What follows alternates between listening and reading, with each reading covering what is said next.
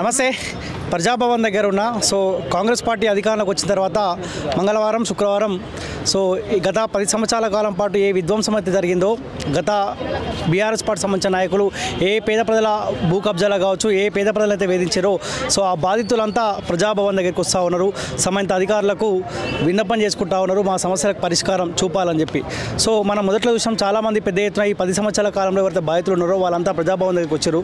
ఈ మధ్య కాస్త బాధితులు తగ్గినట్టుగా అనిపిస్తూ ఉంది. అయినా సరే గత 10 సంవత్సరాల కాలం పాటు బీఆర్ఎస్ పార్టీ సంబంధించిన నాయకులు ఇబ్బంది పెట్టారు కాబట్టి అక్కడక్కడ ఇంకా ప్రజాభవన్ దగ్గరికి వచ్చి అధికారులకు వాళ్ళు విన్నవించుకునే ప్రయత్నాలు చేస్తూ ఉన్నారు. ఆ సమస్యలకు ఎంత మేరకు పరిష్కారం దొరుకుతుందా ఆ విషయం పక్కకు పెడితే మొత్తానికైతే బాధితులు అయితే కనిపిస్తూ ఉన్నారు. నా వెనకాల వీళ్ళంతా మల్కాజ్గిరి నియోజకవర్గం సంబంధించిన యాప్రాలకు సంబంధించిన బాధితులు. మల్లారెడ్డి మాజీ మంత్రి పాలమ్మినా పూలమ్మినా అంటాడు.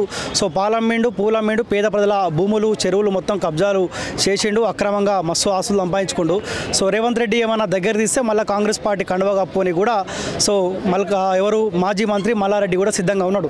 ఒకసారి మీరు చూడొచ్చు, అన్యాక్రాంతమైన నాగిరెడ్డి గొలుసుకట్టు చెరువు యాప్రాల్ మల్కాజ్గిరి చెరువును కాపాడుటకు ప్రయత్నించిన ఈ వ్యక్తులపై అక్రమ కేసులు పెట్టిన బీఆర్ఎస్ ప్రభుత్వం అక్రమ కేసులకు బలైన అన్ని వర్గాల కులస్తులు అన్ని కులాల వారు నా వెనకాల ఉన్నారు. వీళ్ళంతా తెలంగాణ రాష్ట్రం రావాలని కొట్లాడిన వాళ్ళే. ముఖ్యంగా గతంలో కూడా నేను గన్ పార్క్ వేదికగా మీకు పరిచయం చేయించే ప్రయత్నం చేసిన సాయన్న తెలంగాణ రాష్ట్రం కోసం క్రియాశీలకంగా పనిచేసిన ఆనాడు అక్రమ కేసులు రాష్ట్రం వచ్చిన తర్వాత కూడా మా సంపద యాప్రాల్ పరిధిలో ఉన్న చెరువు మా సంపద అన్యాక్రాంతమవుతా ఉంది. మల్లారెడ్డి అనుచరుడు ఎవడైతే మధుసూదన్ రెడ్డి ఉన్నాడో ఆ చెరువుని కథం చేస్తూ ఉన్నారు. అక్కడ అక్రమంగా కళ్యాణ మండపం కడుతున్నారని చెప్పి కొట్లాడుతూ ఉంటే ఆనాడు అక్రమ కేసులు మళ్ళీ మార్పు వచ్చిన తర్వాత మళ్ళీ బీఆర్ఎస్ పార్టీ అధికారులకు వచ్చిన తర్వాత కూడా వీళ్ళందరూ పైన అక్రమ కేసులు పెడితే దాదాపు 7 సంవత్సరాల నుంచి కోర్టు చుట్టూ తిరుగుతూ ఉన్నారు.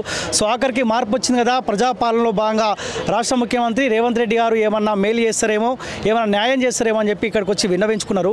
ఒకసారి మీరు చూడొచ్చు, జేఏసీ యాప్రాల్ మల్కాజ్గిరి మా గ్రామంలోని నాగిరెడ్డి గొలుసుకట్ట చెరువును డోకూరి మధుసూదన్ రెడ్డి బీఆర్ఎస్ లీడరు కబ్జాలకు ఎవరు పాల్పడతారయ్యా అంటే ఈ తెల్ల బట్టలు గులాబీ కండవాలు వేసుకున్నోడే కబ్జాలకు పాల్పడే అవకాశం ఉంటుంది కాబట్టి మధుసూదన్ రెడ్డి అనేటోడు ఇక్కడ కళ్యాణ మండపం కట్టాడు. 19 ఎకరాల చెరువులో దాదాపు ఒక 15 ఎకరాల చెరువుని ఇప్పటికే కథం చేసినారంట.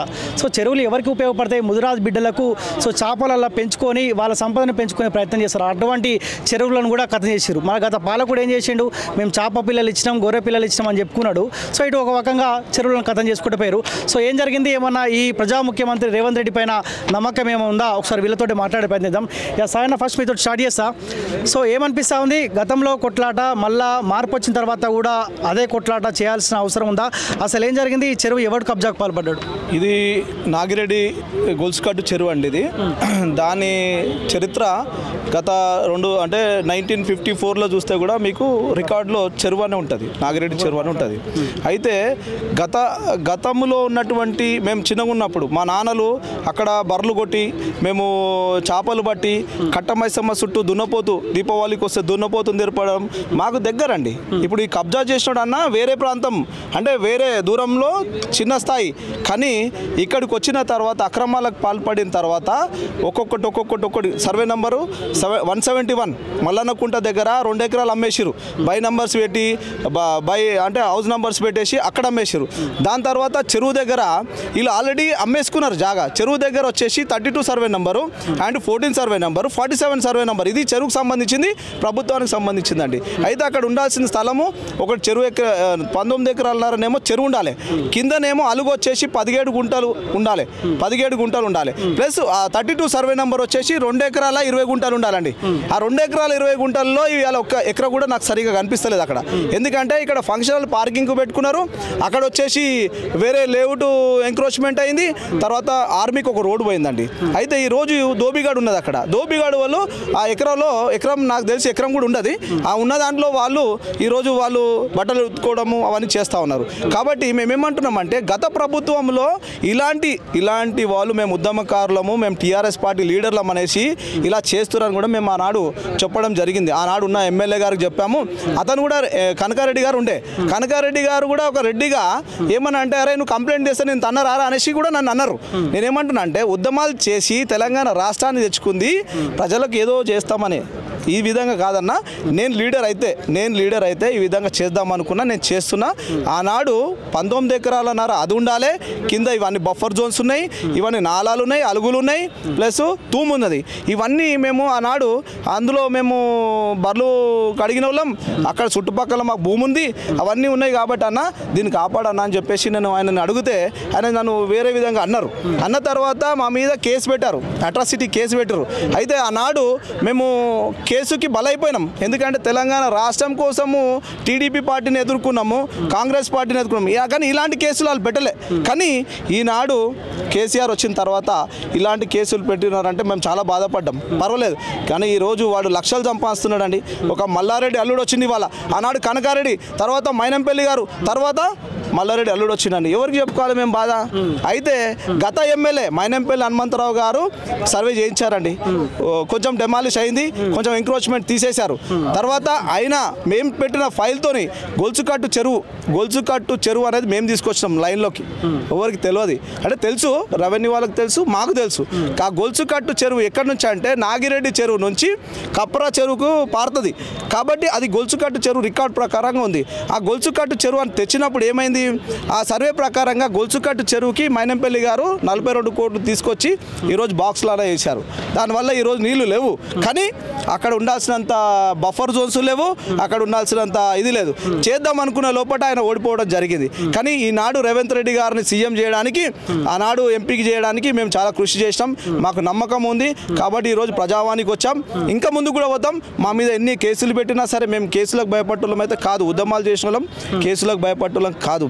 దయచేసి మా రిక్వెస్ట్ ఏంటంటే, ఈ ప్రభుత్వాన్ని రిక్వెస్ట్ చేసేది ఏంటంటే, ఆనాడు ఎంపీగా గెలిపించుకోవడానికి మేము కృషి చేశాం ఉద్యమకారుడిగా. ఈరోజు సీఎం చేసుకోవడానికి మళ్ళీ మీ పార్టీలో రావడం జరిగింది. ఎందుకు వచ్చాం? మా కోసం కాదు. ఇలాంటి అక్రమార్కులని మేము బయట పెడతాం.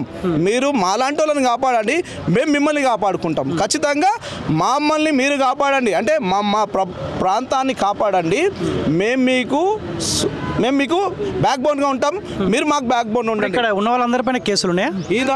ఇక్కడ ఏమైపోయిందంటే ఒక వింత, కేసు పెడితే అధికారుల కన్నా కొంచెం ఉండాలి కదండి. వాళ్ళు చేసే జాబ్ మేము చేస్తున్నాం, రెవెన్యూ వాళ్ళు చేయాల్సిన పని మేమే చేస్తాం, మున్సిపల్ వాళ్ళు చేసే పని మేమే చేస్తాం, ఇక్కడ ఇరిగేషన్ చేసే డిపార్ట్మెంట్ పని మేమే చేస్తాం, పోలీస్ డిపార్ట్మెంట్ చేసే పని మేమే చేస్తాం. పోలీసు వాళ్ళకి మేమే చెప్పినాం, సార్ మేము పోతున్నాం ఒక మంచి పనికి, మా కలెక్టర్ ఆదేశాల మేరకు మేము పోతా ఉన్నాం, మరి మాకు ప్రొటెక్షన్ చేయాలి. ఎందుకంటే అక్కడ ఉన్నటువంటి వ్యక్తి ఒక దుర్మార్గుడు, ఒక మధుసూదన్ రెడ్డి అంటాడు, ఒక దుర్మార్గుడు. కాబట్టి డబ్బుతోని రోజు 1 లక్ష రూపాయలండి. ఇప్పుడు మా ఫ్యామిలీలో నన్ను పటాన్చడికి, అరే నీకు 10,000 తక్కువ ఇస్తారు రాబోయే అంటే పోతున్నారు. ఎందుకంటే గరీబోళ్ళు కదా, వాళ్ళకేం తెలుసు. అరే సారీ తమ్మి నేను డిఎన్ఆర్లో బుక్ చేసుకోవాలంటే మేము బాధపడుతున్నాం. వాళ్ళు పెళ్ళికి పోలేకపోతున్నాం, ఎందుకంటే అందులోకి పోవాలంటే మాకు అక్రమాలని గుర్తుకొస్తా ఉన్నాయి. కాబట్టి మేము ఏమంటున్నాం అంటే, వాళ్ళు లక్షలు సంపాదించుకొని తీసుకొని వచ్చి మా మీదనే అధికారులకు పెట్టి ఖర్చు పెడతా ఉన్నాడు. కాబట్టి మేము ఆనాడు కొట్లాడుతున్నాం, ఈనాడు. ఇంకా వింత ఏంటంటే, ఇక్కడ ఉన్నటువంటి ఇంట్లో ఉన్న వాళ్ళందరము ఎస్సీలు ఉన్నారు, ఎస్టీలు ఉన్నారు, బీసీలు ఉన్నారు, ఓసీలు ఉన్నారు. ఒకవేళ ఎస్సీలను తిడితే, వాళ్ళ కులస్తులను తిడితే వీళ్ళే మాకు రివర్స్ అవుతారు కదండి. ఒకవేళ సరే మేము తిట్టినామా తిట్టలేదా, ఒక ఎంక్వైరీ వేయాలి కదా, వేయలేదు. కానీ ఈ ప్రభుత్వాన్ని రిక్వెస్ట్ చేస్తాను, ఎస్టీలు ఉన్నారు, ఎస్టీలు ఉన్నారు, బీసీ ఉన్నారు, మీరు ఒక రిపోర్ట్ తీసుకోండి. ఒకవేళ మేము తప్పు కనుక చేస్తే మా మీద ఏ శిక్షణ రెడీ ఉన్నాం. అది ఎట్లా ఉండాలంటే స్పీడ్ ఉండాలి. అంటే ఇలాంటి వాళ్ళని కాపాడుకోవాలి, ఇలాంటి సబ్జెక్ట్ని కాపాడాలంటే ప్రభుత్వానికి కొంచెం స్పీడ్నెస్ ఎక్కువ ఉండాలి. మరి మధుసూదన్ రెడ్డి అన్నట్టు ఇంతకు వీడు సర్వే నెంబర్ 171లో 2 ఎకరాల చిల్లర గవర్నమెంట్ స్థలము, అది మల్లన్నకుంట దగ్గర, అది కబ్జా చేసినాడు. ప్లస్ 14 సర్వే నెంబర్ని కబ్జా చేసిండు, 32 సర్వే నెంబర్ని కబ్జా చేసిండు. వాళ్ళు కొన్న జాగ కంటే ఎక్కువ ఎక్స్టెన్షన్, అంటే ఆల్రెడీ వాళ్ళు డెవలప్మెంట్కి ఇచ్చుకున్న సర్వే నెంబర్ ఏదైతే ఉందో అది అయిపోయింది, అది అమ్మేసుకున్నారు, డెవలప్మెంట్ అపార్ట్మెంట్స్ అయిపోయినాయి. అయితే అక్కడ రెవెన్యూ వాళ్ళకు అది కూడా తెలుస్తలేదు. వీడు ఒక ల్యాండ్ గ్రాబర్ అండి. వీడు పార్టీల పేరు అడ్డం పెట్టుకొని వాడు ఫంక్షన్లను కాపాడుకోవడానికి, వాని యొక్క అక్రమాలు కాపాడుకోవడానికే వాడు నడిపిస్తున్నాడు. వాడు ఒక బీఆర్ఎస్ లీడర్. వాడు మల్లారెడ్డి ఆనాడు కాపాడిండు, ఈనాడు స్వయంగా మల్లారెడ్డి అల్లుడే మాకు ఎమ్మెల్యే అయ్యాడు. మాకు ఆ ఎమ్మెల్యే మీద నమ్మకం లేదు కాబట్టి ప్రజావానికి వచ్చాం. మాకు ఖచ్చితంగా మా డిమాండ్ ఒకటే. మా డిమాండ్ అంటే మా ఇంటిది కాదండి, మా ఊరుకు సంబంధించింది. ఇలాంటి వాళ్ళని కాపాడండి సార్. ఇలాంటి వాళ్ళ మీద అక్రమ కేసులు పెడితే మళ్ళీ వీళ్ళు అసలు సబ్జెక్ట్ మీద, మేము ఒక రెవెన్యూకి సంబంధించిన దాని మీద హైకోర్టులో పిటిషన్ వేసినాం. వాళ్ళు గవర్నమెంట్ మీద ఒక పిటిషన్ వేసారు. ఇది నాకు కూలగొడుతురు అని అలా హైకోర్టులో పిటిషన్ వేసి అసలు అక్కడ ఏం ఆర్డర్ లేదండి, ఓన్లీ అక్కడ అయ్యే నంబర్ వచ్చింది అంతే. ఆ నంబర్ తీసుకొచ్చి అధికారులను మేనేజ్ చేసి ఆ కూలగొట్టడం ఆపేసిరారు. ఆనాడు నుంచి 2016 నుంచి ఈనాడు వరకు ఎత్తోటి మళ్ళా కూల్చివేతలు లేవు, మళ్ళీ కట్టేసుకున్నాడు. 2 దిక్కులా కూలగొట్టిరండి. మేము కూడా ఏం చెప్తున్నాం అంటే ప్రజలకు, యాప్రాల ప్రజలకు, రాష్ట్ర ప్రజలకు అందరికి కూడా చెప్పేది ఒకటే, మేము స్వయంగా చూయించినాం వాడు అక్రమార్కుడు అని చూయించినాం. ఫిర్పి మీరు ఏం చేసుకో ఆ విధంగానే కొంతమంది పోయి ఫంక్షన్ హాల్ వాని కాపాడుకుంటా వానికి ఇంకా ఫంక్షన్ హాల్ బుక్ చేసుకోవడం, మాకేం మా వల్ల ఒక 10,000 తక్కువనే వస్తుంది గరీబులకు అని మేము అనుకుంటున్నాం. కానీ మాకు కావాల్సింది మాకు చెరువు కావాలి. ఎంత మిగిలింది ఇంకా చెరువు? మొత్తం 19 ఎకరాల చిల్లర ఉంటుందండి. నాకు తెలిసి మీద 7 ఎకరాల చిల్లర, 19 ఎకరాల నర ఉండాలి. 7 ఎకరాల చిల్లర ఉంది. కింద మీకు అలుగు ఎక్కడ ఉంటుందండి? అలుగు అనేది ఫస్ట్ వాటర్ వచ్చి అలుగులో పడి అక్కడ స్టోర్ అయ్యి నాలా ద్వారంగా పోతుంది. అయితే అలుగుని తీసుకొచ్చి వాళ్ళు ఏం చేస్తున్నారంటే మన ముక్కుని తీసుకొచ్చి కడుపులో చూపిస్తున్నట్టు ఈ ముక్కుని తీసుకొచ్చి ఆయన ఫంక్షన్ పక్కగా లోపలి కట్ట లోపలికి చూస్తారు. అంటే ఎంత పిచ్చి రెవెన్యూ డిపార్ట్మెంట్లో అధికారులు ఉన్నారంటే అసలు రెవెన్యూ డిపార్ట్మెంట్ వలన అసలు అర్థం కాలేదు. ఇప్పుడన్నా మేము ఈ ప్రభుత్వాన్ని ఒక రిక్వెస్ట్ చేస్తూ ఉన్నాం, మాలాంటి సిన్సియర్గా ఊర్లను కాపాడుకున్న వాళ్ళని, ప్రాంతాలను కాపాడుకోవడానికి, దేశం కాపాడుకోవడానికి ప్రయత్నిస్తూ వాళ్ళని రక్షించండి, మాకు సపోర్ట్ చేయండి. వాళ్ళని రక్షించడానికి నైట్ వద్దామని చూస్తుండగా మీ మల్లారెడ్డి కాంగ్రెస్లోకి వస్తే అందరినీ కాపాడుకుంటా అన్న ఆలోచన అయినట్టుగా అనిపిస్తా ఉంది. చూడండి, మల్లారెడ్డి అన్నట్టుడే జోకర్, వాడు ఒక బ్రోకర్, వాడు జోకరు, మల్లారెడ్డి బ్రోకర్. వాడు ఏదైనా చేస్తాడు, వాడు పూలమ్మిడు, పాలమ్మిడు, అన్నమ్మిడు. కాబట్టి వానికి అసలానికి ఏమైనా సిగ్గు ఉండాలండి. ఎన్ని పార్టీలు మారుతాడండి? ఆనాడు చంద్రబాబు నాయుడు నా దేవుడు, నా బాసు అదన్నాడు, డప్పు కొట్టిడు దుంకిడు. ఇలా దుంకి మళ్ళీ కేసీఆర్ దేవుడనే, కేసీఆర్ పీకుడనే, కేసీఆర్ అని అంటే మా ఉద్యమకారుల కంటే ఎక్కువ మాట్లాడుతున్నాడు. నాకు అదే అర్థమైతే లేదు. వానికి ఏం తెలుసు అండి? అని మీద మన కేసు అయిందా? ఒకనాడు జై తెలంగాణ అన్నోడా, ఒకనాడు దెబ్బలు తిన్నోడా, ఒకనాడు తెలంగాణ కోసం మాట్లాడినోడా అండి?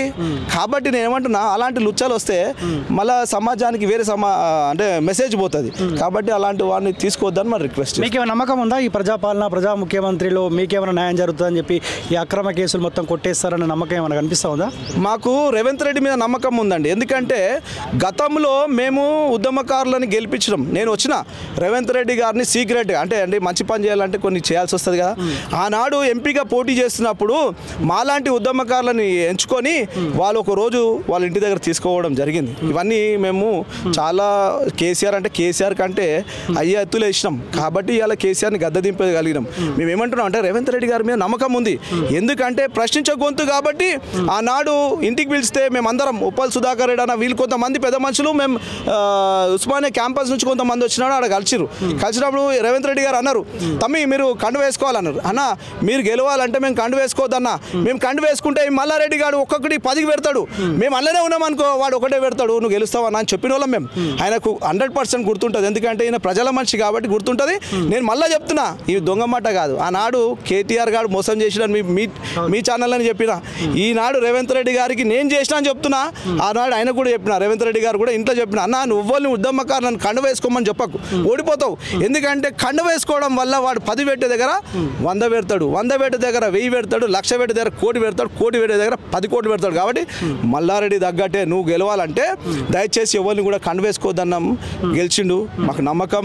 ప్రశ్నించే గొంతు, ఈయన సీఎం కావాలనుకున్నాం. మళ్ళీ 2సారి మళ్ళీ పార్టీ మారినమైన కోసం ఈనాడు ఖచ్చితంగా మాకు ఈ ప్రభుత్వం మీద నమ్మకం ఉంది. మా ఊరుకు న్యాయం జరుగుతుంది. మాలాంటి వాళ్ళు ఏదైతే శ్రమిస్తున్నారో వాళ్ళని కాపాడుకుంటాడనే ఒక ఆశ ఉందండి. ఓకే, ఇంకెవరైనా మాట్లాడతారా? చెప్పండి.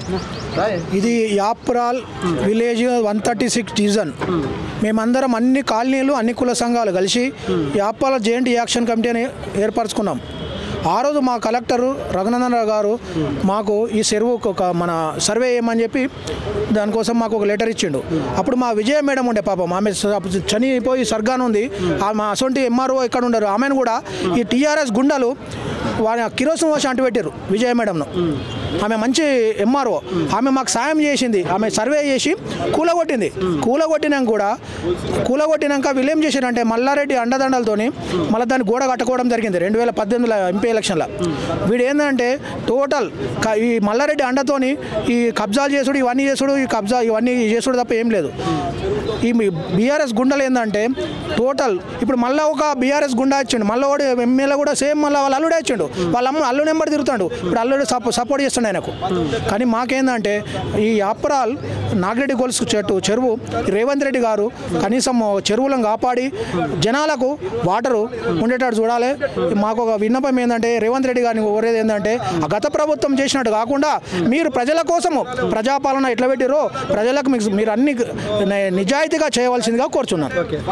రేవంత్ రెడ్డి చెప్పాలి ప్రజా ముఖ్యమంత్రి అని చెప్తా ఉండు. ప్రజా ముఖ్యమంత్రి గారు రేవంత్ రెడ్డి అన్న గురించి మేము వచ్చాము, గెలిపించాము, తిరిగాము. అప్పుడు కార్పొరేటర్ మీనా ఉపేందర్ రెడ్డిని కూడా గెలిపించిన వాళ్ళని. కానీ కార్యకర్తలను పక్కకు పెట్టేసి డబుల్ బెడ్రూమ్ ఇవ్వకుండా 10 సంవత్సరాల నుంచి తిరిగి అప్లికేషన్లు ఇచ్చినా కూడా మాకు ఇవ్వలేదు. కార్యకర్తలను పక్కకు పెట్టేస్తుండే మమ్మల్ని. ఎందుకు పెట్టాలి సార్ చెప్పు? సాయి తమ్ముడు ఉన్నాడు కాబట్టి మళ్ళీ మేము కాంగ్రెస్లోకి వచ్చేసినాం. ఆయన గురించి ఏమైనా పనిచేస్తాం.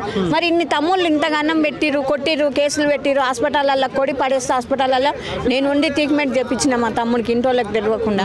తర్వాత తెలిసింది ఆ కేసులు కూడా తీసేయాలి సార్. ఇంకా ఎన్ని రోజులని పెడతారు సార్? ఆ కేసులో ఒకటి తీసేయండి రేవంత్ రెడ్డి గారు అన్నగారు, మీకు చెప్తున్నా. మాకు లేని వాళ్ళకి ఇల్లులు ఇవ్వండి.